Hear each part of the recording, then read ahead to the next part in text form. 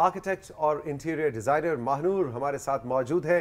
और आपने आज तो इतने ज़बरदस्त अच्छे सवालात भेजे, तो सबसे पहले तो मैं आप सबको का शुक्रिया कहना चाहूँगा, क्योंकि 2 सवाल ऐसे हैं जिनसे मुझे अपने घर के आर्किटेक्चर और इंटीरियर के हवाले से कुछ टिप्स मिलेंगी। गुड मॉर्निंग, अस्सलाम वालेकुम महानूर, कैसी हैं? गुड मॉर्निंग, अस्सलाम वालेकुम। बिल्कुल ठीक, आप कैसे हैं? बड़े अच्छे अच्छे सवाल आते हैं और मुझे तो खुशी होती है कि लोग वाकई कितना फॉलो करते हैं तुम्हारे सेगमेंट को। चलें, थैंक यू। अभी देखते हैं क्वेश्चंस क्या हैं। जी, क्वेश्चंस है। पहला सवाल है बूरे वाला से शाहनवाज का। कह रहे मानूर, आप ही से सवाल है कि जो हम वॉलपेपर्स का इस्तेमाल करते हैं तो उसके बारे में कुछ बताएं, क्योंकि दीवार पर जब सेम आती है तो वॉलपेपर बिल्कुल फट जाता है और ख़राब हो जाता है और पैसे बर्बाद होने का बड़ा दुख होता है। क्या वॉलपेपर्स रुक जाते हैं कुछ अरसे बाद? सेम वाले वॉलपेपर्स के होते हैं, यानी कि कोई ऐसे वॉलपेपर्स हैं जो सेम से प्रोटेक्ट हो जाए? असल में सेम का जो प्रॉब्लम है वो सिर्फ सरफेस प्रॉब्लम नहीं है, वो काफ़ी पीछे से उसका मसला चल रहा होता है और ये ऑलमोस्ट हर घर में प्रॉब्लम है। कोई ना कोई पाइप कहीं से क्रैक हुआ होता है, क्योंकि ज़ाहिर इतने सारे पाइप्स होते हैं तो आपको नहीं एग्जैक्टली पता होता कि कौन से पाइप का प्रॉब्लम है। या फिर छत से ड्रेनेज का प्रॉब्लम होता है कि पानी जो है वो छत पर बारिश का खड़ा होता रहता है और ओवर टाइम काफ़ी सालों के बाद वो दीवारों में रिसना शुरू हो जाता है। तो आपको एग्जैक्टली फिर पता नहीं चल रहा होता कि कहाँ से प्रॉब्लम है। लेकिन इट्स वेरी इंपॉर्टेंट कि आप पहले ये आइडेंटिफाई करें कि प्रॉब्लम इनिशिएट कहाँ से हुआ है सेम का, क्योंकि ऊपर से आप जितने भी ट्रीटमेंट्स करते रहेंगे उसको जब तक आप पीछे से नहीं ठीक करेंगे जड़ से पकड़ना है। बिल्कुल। तो वॉलपेपर आप लगाएंगे, कुछ महीनों के बाद वो फिर खराब हो जाएगा, फिर पेंट करेंगे वो खराब हो जाएगा।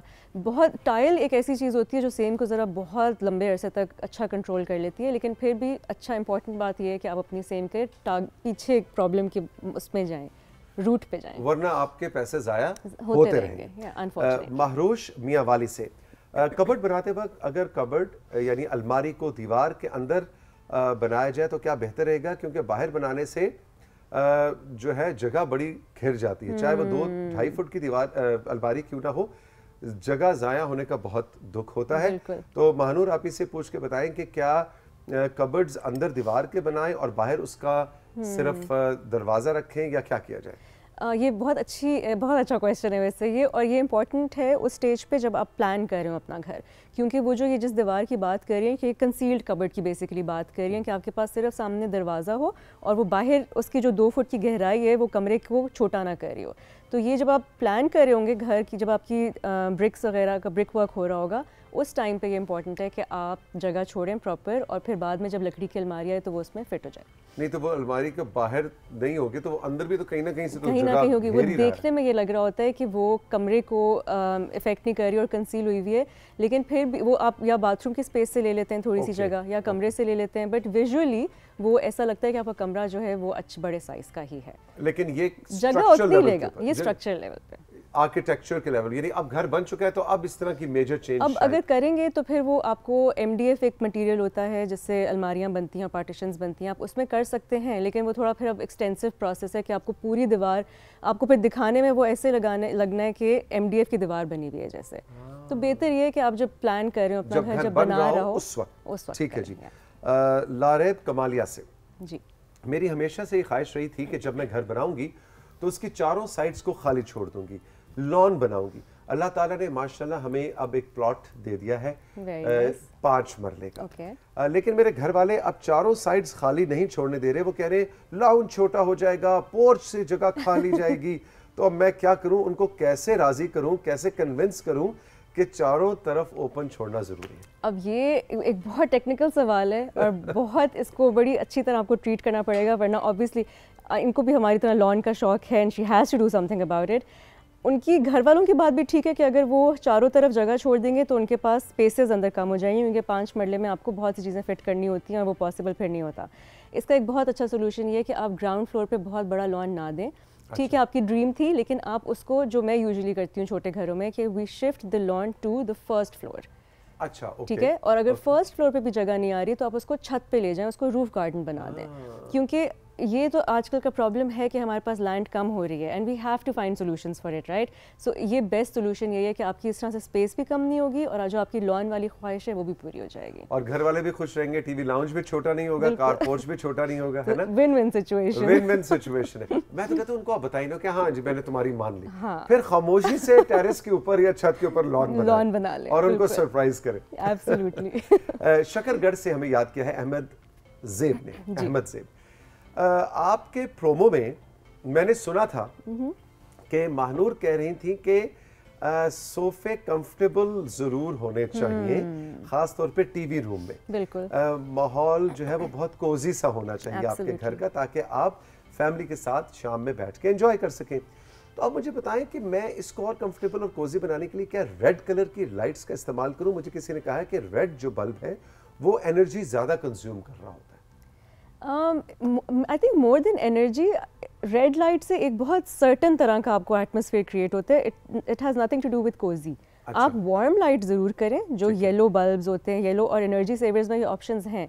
आरजीबी लाइट जिसकी ये बात करें, जो बहुत ब्राइट लाइट्स होती हैं, ग्रीन, रेड, ब्लू, वो थोड़ी सी अब हम उनको भूल चुके हैं, पास्ट में चली गई हैं वो। अब जो नए ट्रेंड्स आ रहे हैं और जो आजकल करेंटली इंटीरियर्स के जो ट्रेंड्स हैं उसमें हम ये ब्राइट लाइट्स इतनी वो नहीं यूज़ करना चाह रहे अपने इंटीरियर्स में। तो वार्म लाइट्स यूज़ करें, वार्म यूज़ करें, लैम्प्स यूज़ करें, आप हैंगिंग लाइट्स यूज़ कर सकते हैं, फ्लोर लैम्प्स और टेबल लैम्प्स। जिस तरह मैं हमेशा बात करती हूँ कि कभी भी सिर्फ सीलिंग लाइट पर रिलाई मत करें, उससे आपका कमरा कभी कोजी नहीं होगा। And it's very important to make your living room cosy, because otherwise क्या होता है कि सब फिर अपने कमरों में बेड्स के अंदर रहते हैं and nobody wants to come in the lounge and enjoy with family. में आपने लगाई होती है ऊपर ट्यूब लाइट्स और सख्त सोफे, किसी क्लिनिक का रिसेप्शन लग रहा होता है। एग्जैक्टली। और सख्त से ठंडे वो लेदराइट के सोफे जो सर्दियों में और ज्यादा ठंडे हो जाते हैं, तो कौन आके बैठेगा फिर टीवी लाउंज पर? सारे बैठ के कैसे टीवी देखेंगे? और rising, but I am very happy कि he is thinking on these lines, मुझे खुशी हो रही है। उन्होंने मुझे भी खुशी हो रही है कि उन्होंने इस चीज को रियलाइज किया है हमारा प्रोमो देख के।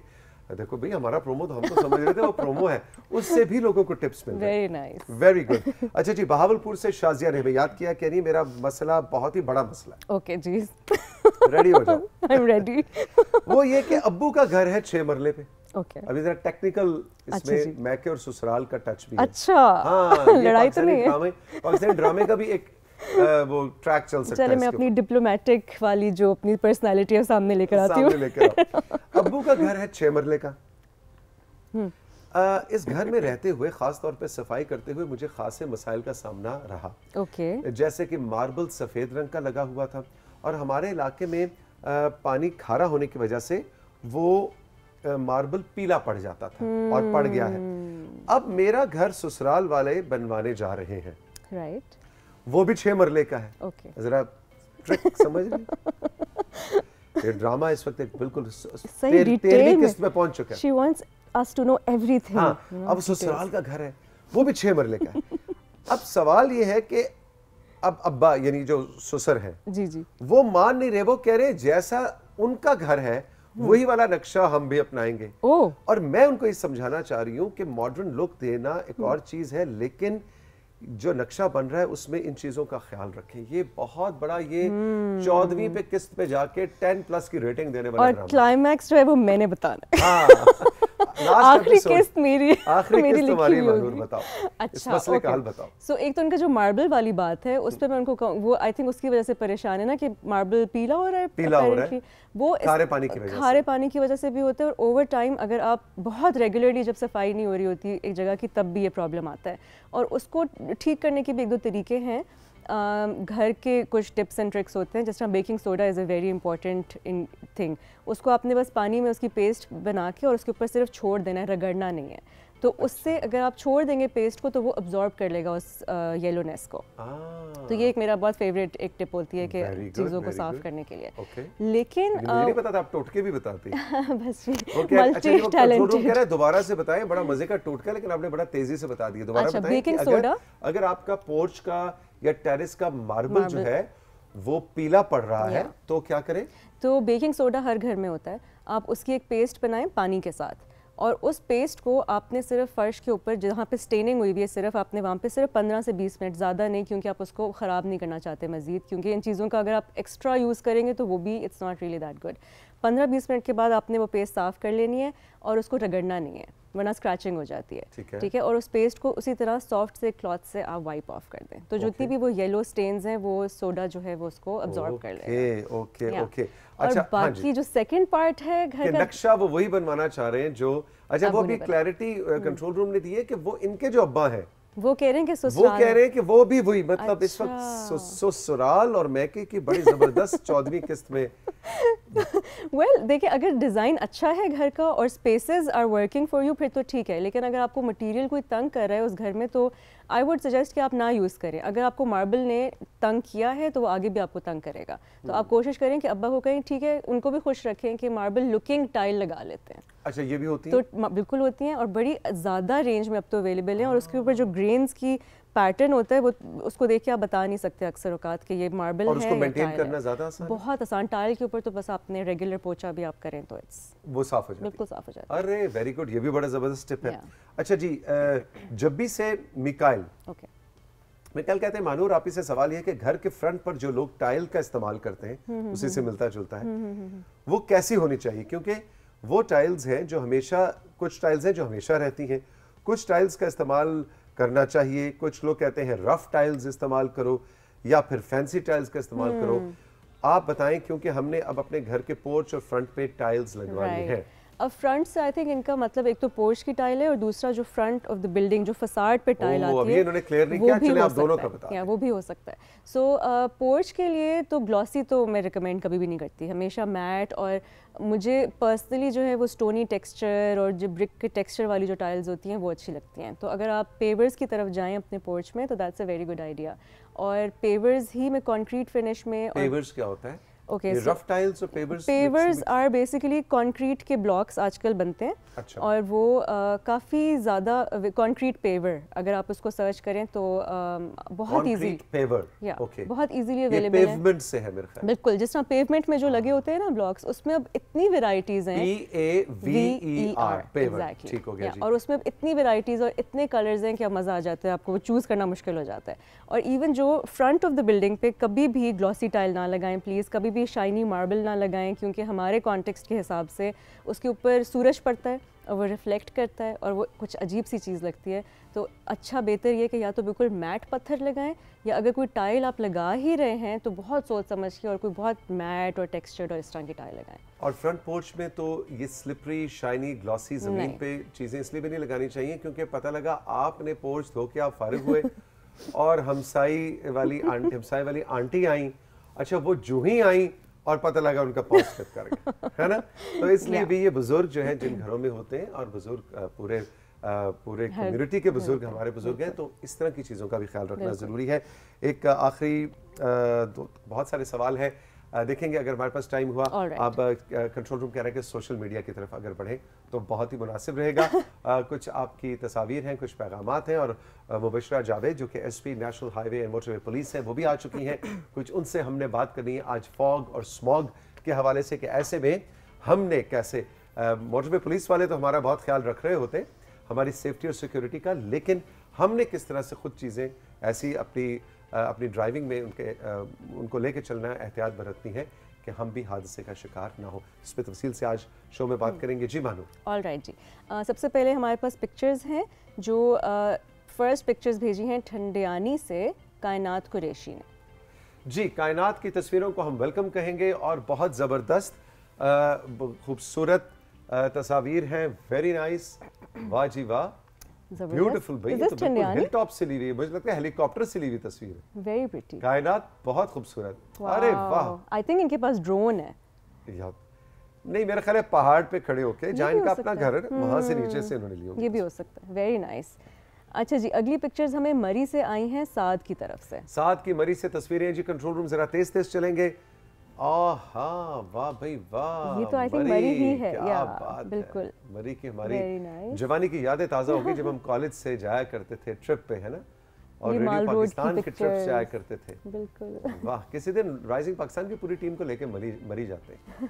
कितनी खूबसूरत तस्वीर है। अरे ये नन्हा दोस्त हमारा कौन है? अच्छा जी, अच्छा जी, लोअर दीर से हमें इफ्तिखार अली ने पिक्चर्स भेजी हैं। लो जी, इफ्तिखार को हम वेलकम कहेंगे राइजिंग पाकिस्तान में। वो सनराइज जिगर तेरा तो ब्रेकअप चल रहा है मुझे लग रहा है। वेरी नाइस, लेकिन बहुत अच्छी तस्वीर है। या फिर सर्दी लगी या सर्दी लगी हुई अच्छा जी, मोहम्मद अलमास ने तांदलिया वाला से पिक्चर्स भेजी। तांदलिया वाला वालों को हम वेलकम कहेंगे राइजिंग पाकिस्तान में। इन्होंने खताती और कलम और जो जिसका आप जिक्र कर रहे थे उसकी पिक्चर्स भेजी हैं। वाह, तख्ती साथ गाची पड़ी हुई है, साथ कलम दुआत है। वाह जी वाह। और देखिए इन्होंने तख्ती वाला जो हमारा सेगमेंट था वो बड़ा ही पॉपुलर हुआ है और अब लोग फरमाइश कर रहे हैं कि तौसीक अंकल तख्ती से लिख कर दिखाएं। वेरी नाइस, वेरी गुड, कितना जबरदस्त आपने हमें पुरानी यादें ताज़ा की। अच्छा जी, मुजफ्फराबाद से अब्दुल मनान की पिक्चर्स हैं। अब्दुल मनान को हम वेलकम कहेंगे जी। ओए होए, तो मेरा दोस्त आ गया। अच्छा जी, नाम रखा है जी टाइगर।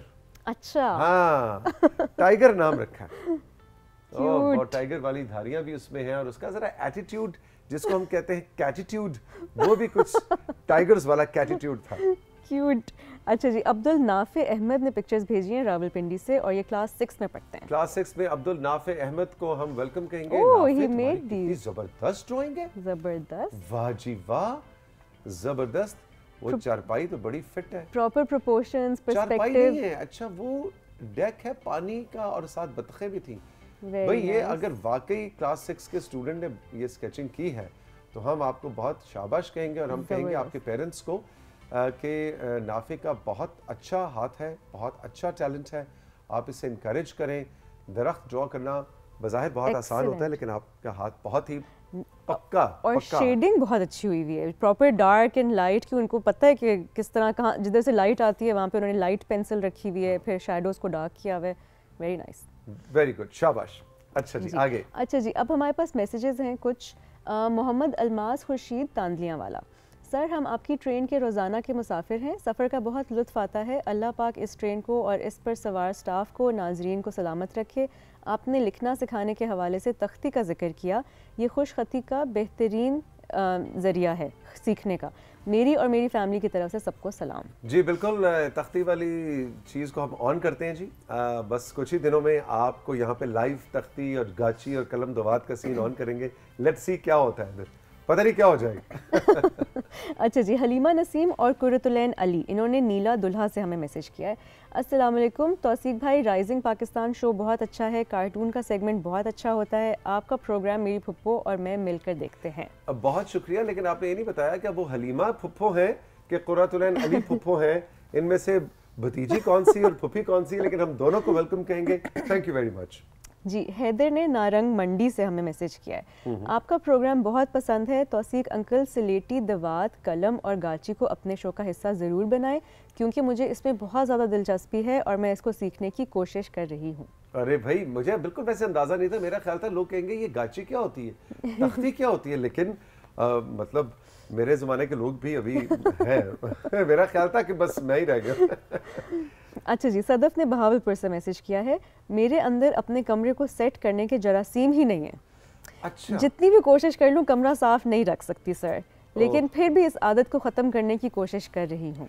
अरे बिल्कुल जनाब, ये तो हम कहते हैं कि भाई आपने अपने कमरे को अगर साफ नहीं रखा ना तो बस फिर मैं कहता हूँ कि ये तो बहुत हम नाराज हो जाएंगे। या सेटिंग तो चलें बाद की बात है, बस सफाई कर लें, क्लटर ना हो आपके कमरे में। क्लटर ना। मानू, थैंक यू वेरी मच। अभी बहुत से सवाल है, लेकिन मेरे ख्याल है आने वाले वीक्स में हम उनको इन सवालों को भी शामिल करेंगे। राइजिंग पाकिस्तान में वक्त एक छोटे से ब्रेक का। ब्रेक के बाद एसपी मुबशरा जावेद हमें ज्वाइन करेंगे राइजिंग पाकिस्तान के सेट्स पे national highway and motorway police से, और आज कुछ फॉग और स्मॉग और मोटरवेज और हाईवेज की कुछ बात होगी। बहुत इंपॉर्टेंट सेगमेंट है, रही मेरे साथ। ये है राइजिंग पाकिस्तान।